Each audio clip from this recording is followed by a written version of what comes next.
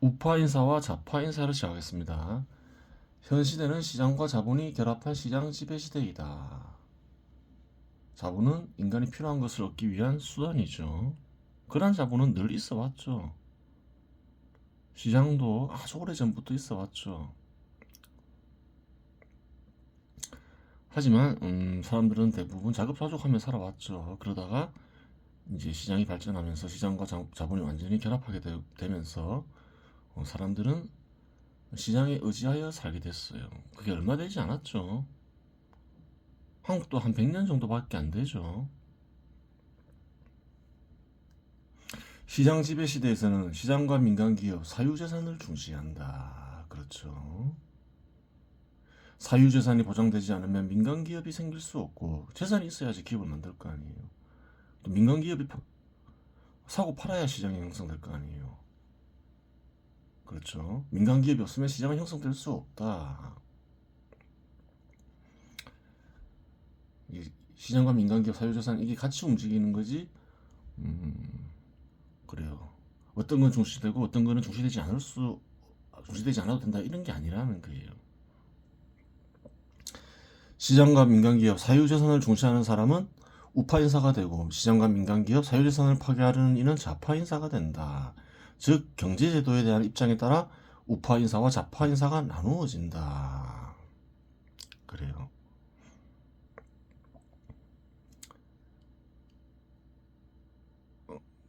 그래요. 시장 지배 시대 제도가 유지되고 발전하기 위해서는 시장과 민간기업, 사유재산을 중시해야 되는데 대부분 사람들은 그냥 살죠. 근데 이제 긍정하게 되면 우파인사가 되고 또 시장과 민간기업, 사유재산을 부정적으로 볼 수도 있겠죠. 특히 사회주의자, 공산주의자 그들은 이제 시장과 민간기업이 사회에 악한 일을 한다 이렇게 생각하는 이들이 많죠. 뭐 사유재산도 그렇고 그런 인사는 시장과 민간기업, 사유재산을 제한하려고 하거나 파괴하려 하죠. 그런 인사는 좌파 인사가 되는 거예요. 정치 제도에는 개인이나 소수가 권력을 독점하는 권위주의 정치 제도가 있고 개인이나 소수의 권력 독점을 인정하지 않는 민주 정치 제도가 있다.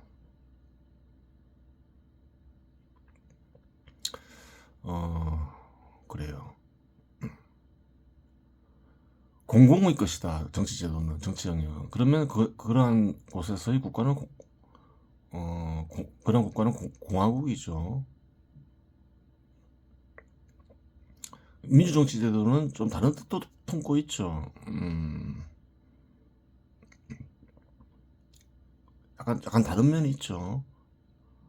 기본적으로 공화국을 지향하면서 선거와 투표를 중시하죠. 민주정치 제도 실현 방식으로는. 민주정치 제도 하에서는 민주정치 제도의 실현을 위해 선거와 투표가 동원되면 중시된다. 그렇죠. 정치 제도를 이렇게 간단하게 나누어 볼 수도 있는 거예요. 우파 인사 중에서는 개인이나 소수의 권력 독점을 인정하는 권위주의형 우파 인사가 있을 수 있고 개인이나 소수의 권력 독점을 인정하지 않는 민주형 우파 인사가 있을 수 있다. 시장과 민간기업, 사유재산을 중시하지만 그리고 그러한 뜻을 실현하기 위해서는 개인이나 소수가 권력을 독점해서 실현해야 된다. 이런 인사가 있을 수가 있는 거예요. 또 반대로 우파의 뜻을 실현하는 건 중요하지만 그런 식으로 실현할 수는 없다. 민주정치제도화에서 실현해야 된다. 이러한 또 우파 인사가 있을 수 있겠죠.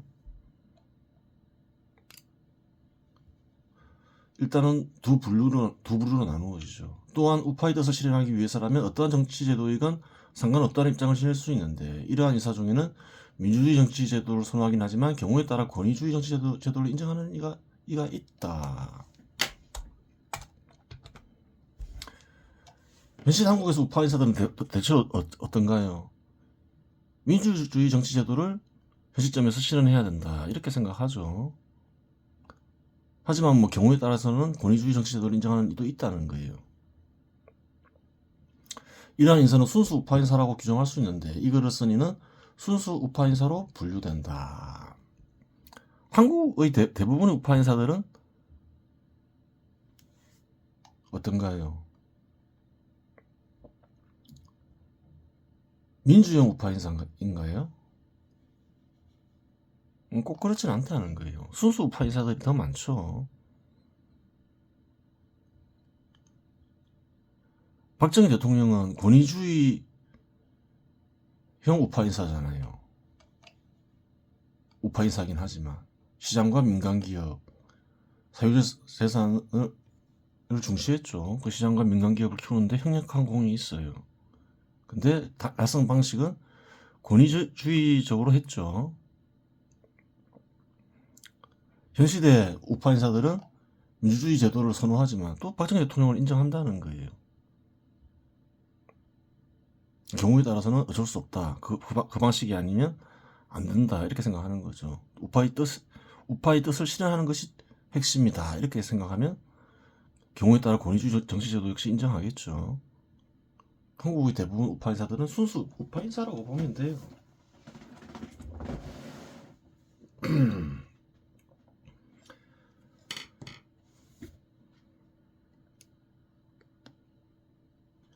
좌파 인사 중에서도 개인이나 소수의 권력 독점을 인정하는 권위주의형 좌파 인사가 있을 수 있고,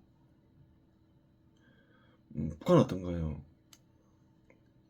권위주의 정치제도를 도입하고 있죠. 독재하니까. 그러면서 이제 시장과 민간기업, 사유재산을 인정하지 않죠. 개인이나 소수의 권력 독점을 인정하지 않는 민주형 좌파 인사가 있을 수 있다. 이런 인사도 있을 수 있겠죠. 좌파 인사이긴 한데 민주정치제도를 선호할 수 있어요.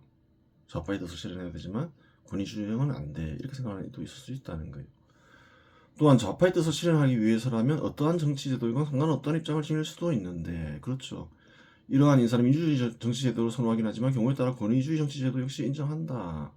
이러한 인사는 순수 좌파 인사라고 규정할 수 있는데 북한은 권위주의 정치제도에 입각한 좌파 정부이다. 그렇죠. 만약 북한과 같은 제도를 선호하는 이가 있다면 북한이나 그러한 이는 권위주의형 좌파 인사이거나 순수 좌파 인사일 것이다. 좌파의 뜻을 실현하기 위해서는 무엇이건 상관없다.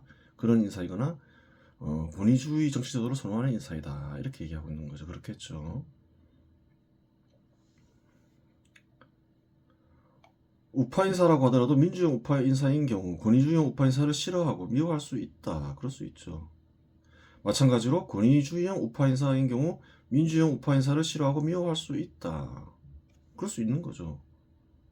어떻게 민주주의 방식으로 우파의 뜻을 실현할 수 있느냐, 이렇게 생각할 수도 있는 거예요. 한국에서도 우파의 뜻이 가장 잘 실현될 때는 권위주의 정치 하에서 그렇게 된 거죠. 또 경험도 있고 이러니까 그렇게 생각할 수도 있는 거예요.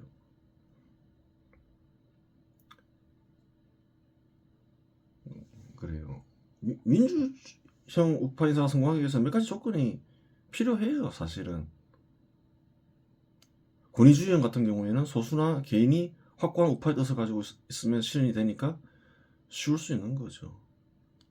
근데 민주형인 경우에는 대다수 국민들이 우파의 뜻을 지키고 발전시키려 해야 되는 거죠. 하지만 우파인사라면 어떠한 형의 우파인사이건 누구나 국가가 좌파인사들에 의해 지배당하며 시장 지배 시대 제도가 파괴하거나 후퇴하기를 원하지 않을 것이다. 왜? 우파인사란 건 뭔가요? 앞에서 얘기했죠. 경제제도에 대한 입장이죠. 경제제도를 완전히 달리하는, 완전히 반대로 가는 인사하고는 타협이 불가능한 거죠. 그런 이유 때문에 한국도 남한과 북한으로 갈라진 거죠. 타협이 안 되는 거죠. 시장과 민간기업과 사유재산을 중시하는 이와 그것을 전면적으로 부정하는 이가 타협이 안 되잖아요. 이거 아니면 저건데 즉 좌파 인사들에 대적하기 위해서 민주형 우파 인사와 권위주의형 우파 인사, 순수 우파 인사는 협력할 수 있다. 우파의 뜻은 정치제도의 위에 있는 것이지 아래에 있는 것이 아니기 때문이다. 앞에서 얘기했죠. 경제제도에 대한 입장에 따라서 우파냐 좌파냐가 나누어진다. 그렇게 되는 거예요.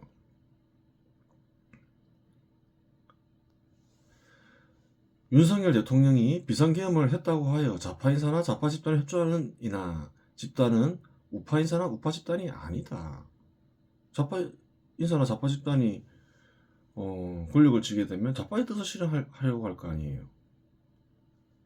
그런데 직접적으로나 간접적으로나 좌파 인사나 좌파 집단이 협조한다. 그러한 사람이나 집단은 우파 인사나 우파 집단이 아니죠. 당연히.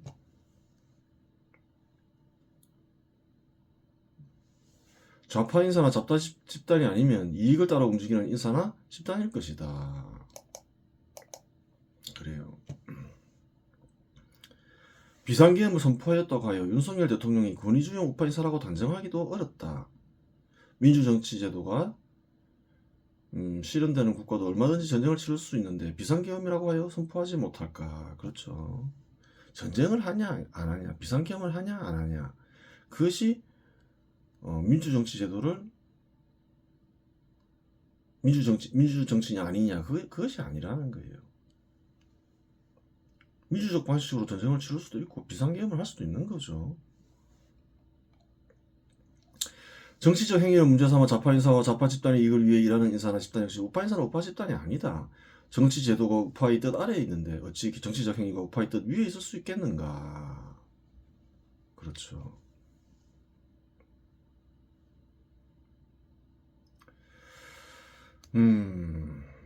그래요. 그러면 한국에서 우파 인사는 얼마나 될까?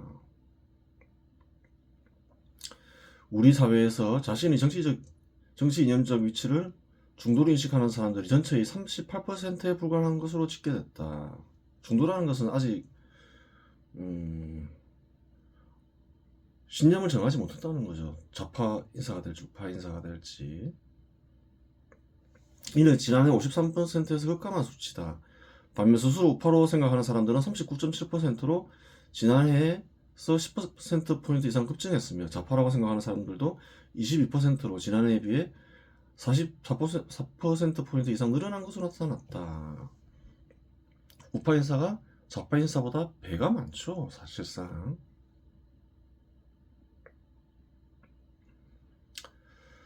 그래요. 근데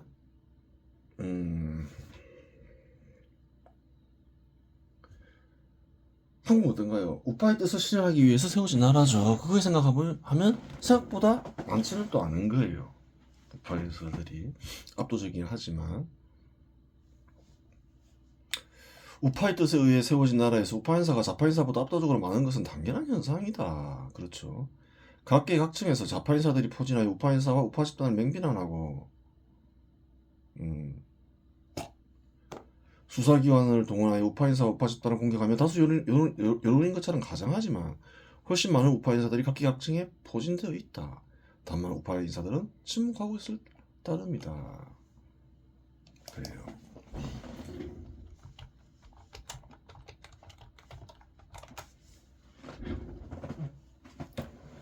요즘 난리죠. 막 수사기관에서 그래요. 수사기관도 그렇고 우파기관으로 언론기관으로 알려진 조선일보, 중앙일보, 동아일보도 윤석열 대통령 공격하고 정치적 행위를 문제 삼아서 좌파 인사와 좌파 집단의 이익을 위해 앞장서고 있는 중이죠.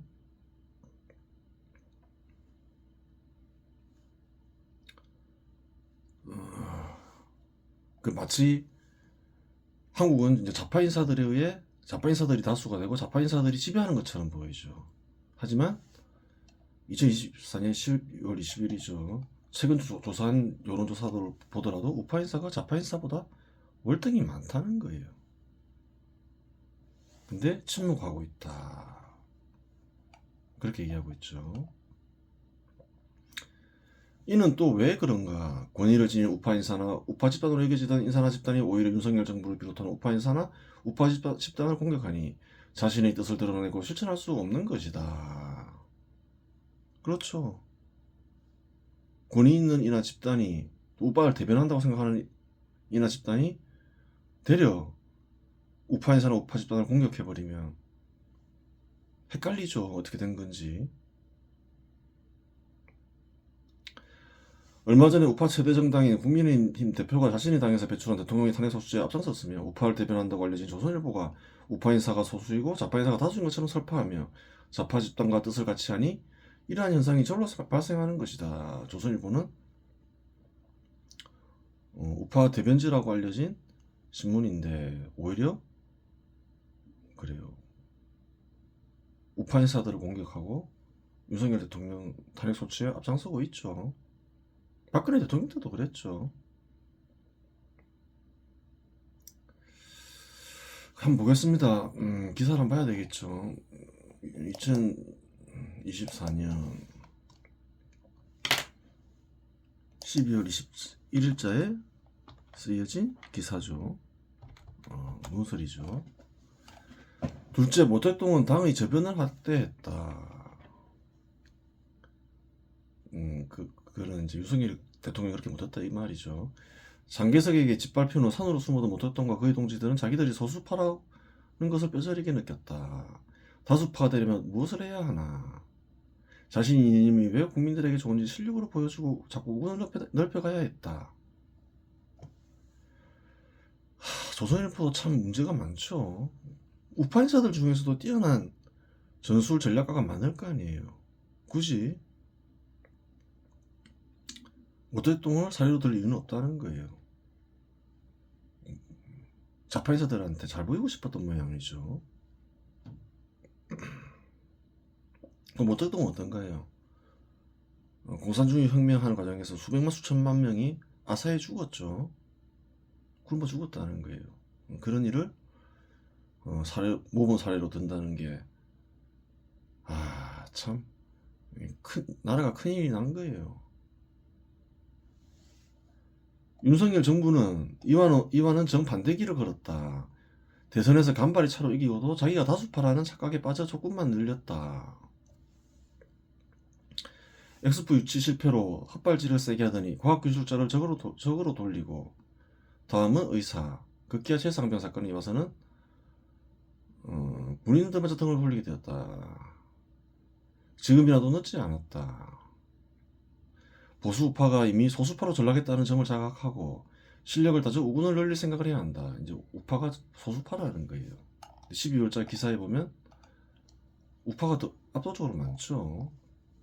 그래서 이렇게 우파가 좌파든 자기가 다수인 것처럼 하고 우파를 대변하는 언론지로 여겨지는 조선일보도 이렇게 얘기하니 우파 인사들이 얼마나 위축이 되겠어요.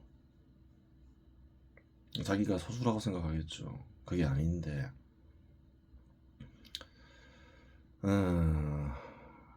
그래요. 그 윤석열 대통령이 보면 어떤 문제가 있나요? 좀 치밀하지 못하고 어떤 계획적이지 못하죠.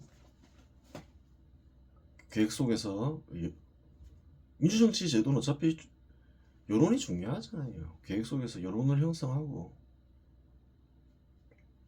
그래야 되는데 뭐 의료개혁이라 뭐 어디든 문제가 있을 수 있겠죠. 개혁을 하고자 하면 어떻게 해야 되나요? 개혁을 하고자 하면 여론을 우선 형성해야 되겠죠. 많은 토론도 하고 이것저것 하면서. 그런데 그런 과정이 없죠. 난데없이 개혁한다고 하죠. 사람들이 충분히 알게 해야 된다는 거예요. 비상계엄도 마찬가지죠. 국회의 탄핵 난발이 있었어요. 정부 기능이 마비될 정도였겠죠. 그러면 그것을 해결하기 위해서 비상계엄을 선포했어야 하느냐? 그 사태를 해결하긴 해야 되는데 대통령이 아니면 알 수가 없는 거죠. 도저히 방법이 없다고 생각하고 비상계엄을 발동했을 수 있는 거예요. 하지만 그것은 이제 어떤가요? 일반인들이 알기는 어려운 거죠. 그러니까 여론을 우선 형성을 해야 되는 거죠. 해결하기 위한 시도도 해야 되고. 근데 그런 게 잘 안 되는 거죠. 계획적이지 못하고 그런 좀 어떤 전술 전략이 딸린다. 뭐 그렇게 볼 수 있겠죠. 주변 사람들을 잘 써야 되는 거죠. 의지야 뭐 그래요. 우파의 뜻을 하려고 하는 거죠.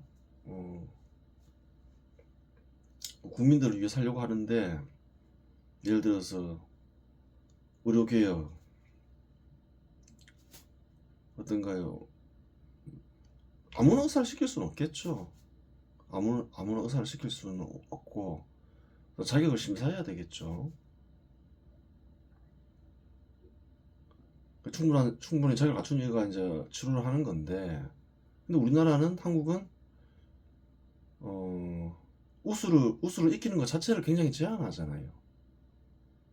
우수는 누구나 익힐 수 있게 하고 오히려 이제 자격 시험에서 그렇게 하는 뭐 예를 들어서 수를 조정하는 게 맞지 우수 자체를 익히는 거를 제한한다. 그건 좀 이상하잖아요. 그래요. 하여간 뭐 이런 부분들은 너무 전문적이기 때문에 뭐 여러 가지랑 엮여 있다고 하죠.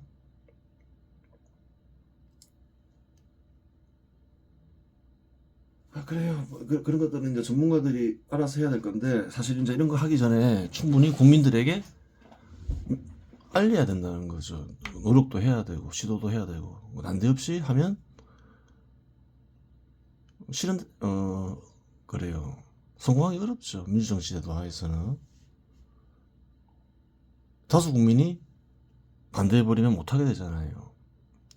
또한 한국의 최대 우파 정당인 국민의힘이 사분오열되고 무기력한 모습을 보이니 각계각층에 포진하고 있는 우파 인사들이 나서지 못하고 숨게 되는 것이다.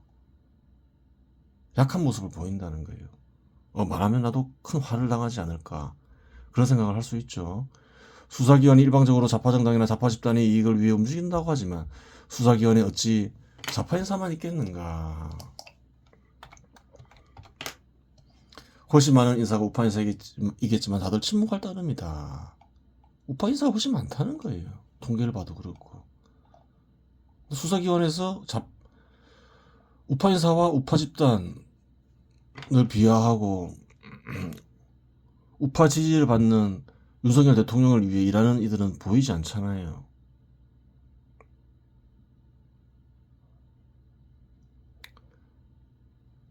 하긴 뭐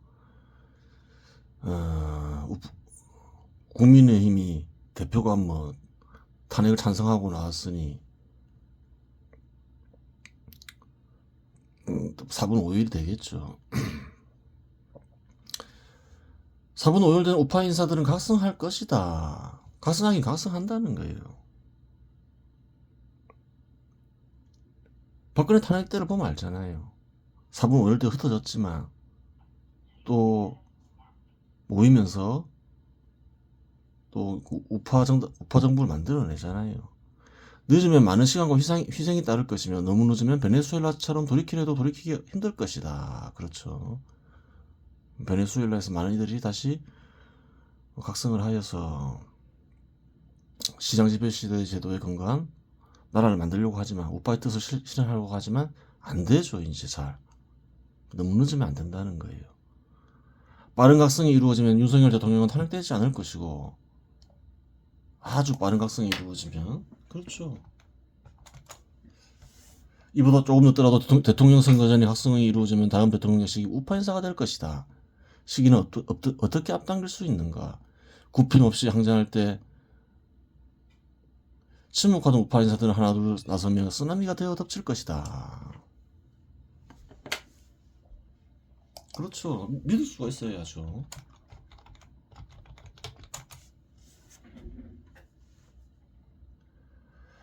우파가 인사여 그대에게 말한다. 일어나라. 숨지 마라. 탈리타쿰. 그래요.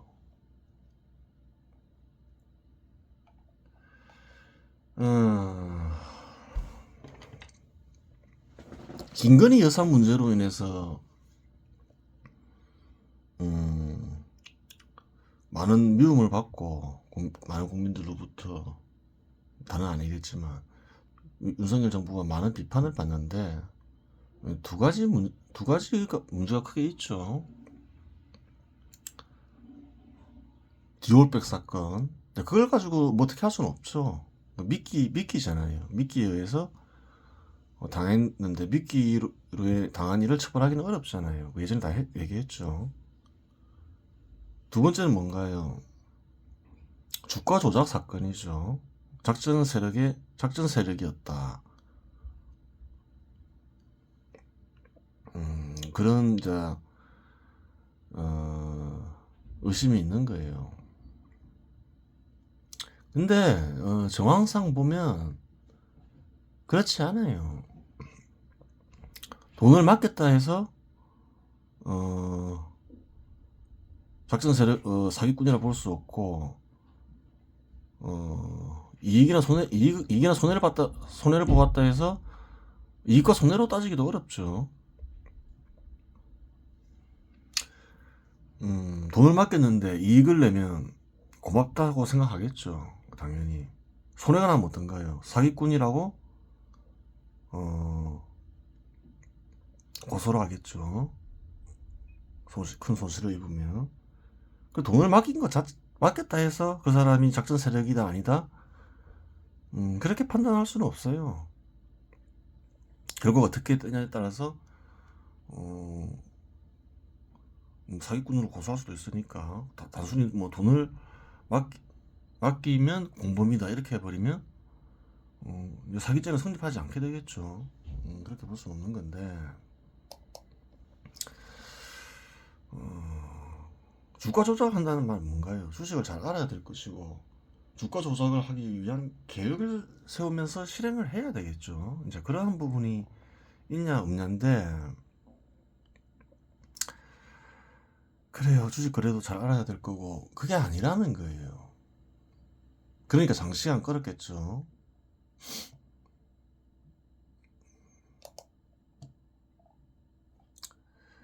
한번 보겠습니다. 김건희 여사가 담당 직원과 통화한 게 녹취된 게 있어요. 김 여사는 2010년 10월 28일 10만 주 냈다. 누가 가져간다는 증권사 직원의 말에 체결되었자라고 물었다. 이에 직원은 토로스 이쪽에서 가져가네요.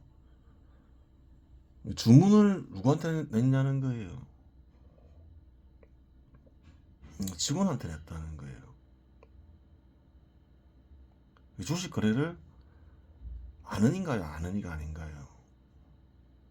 주식 거래라 대부분 사람들이 주식을 알죠.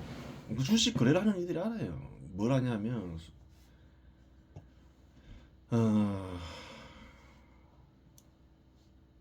주식 수수료가 어떻게 되나요? 직원한테 수수료를 내면 0.5%를 내야 돼요. 1억 원이면 얼마인가요?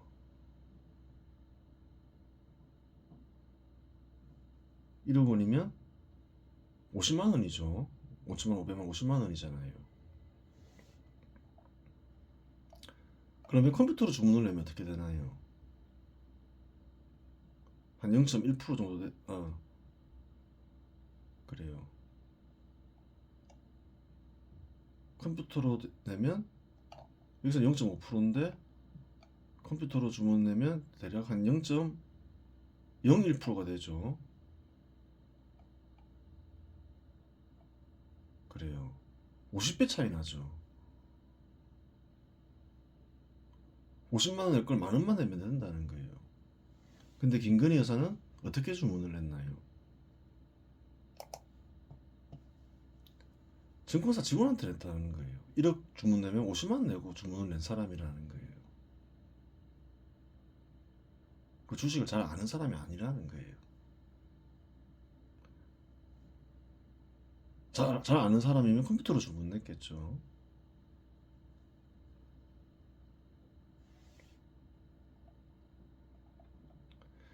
그래요. 이것을 봤을 때 그런 작전 세력은 아니고 이제 돈을 맡긴 사람일 텐데 돈을 벌어주겠다고 하니까 그래요. 근데 그걸 떠나서 음, 좋은 게 아니에요. 이게 좀 논란 민형사상의 책임을 면책하죠 대통령은. 왜 면책을 하나요?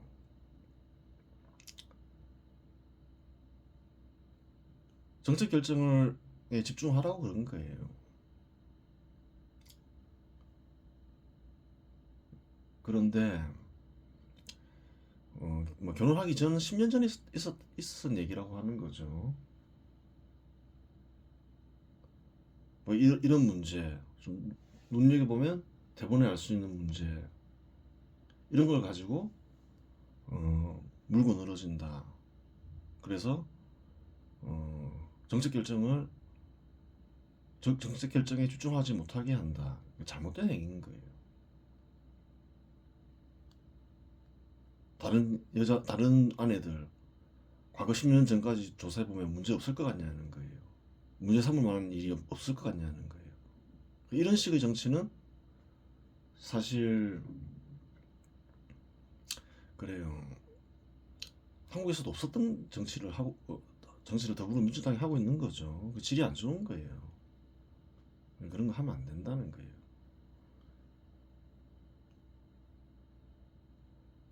어, 그래요. 이번 시간 여기서 마치겠습니다.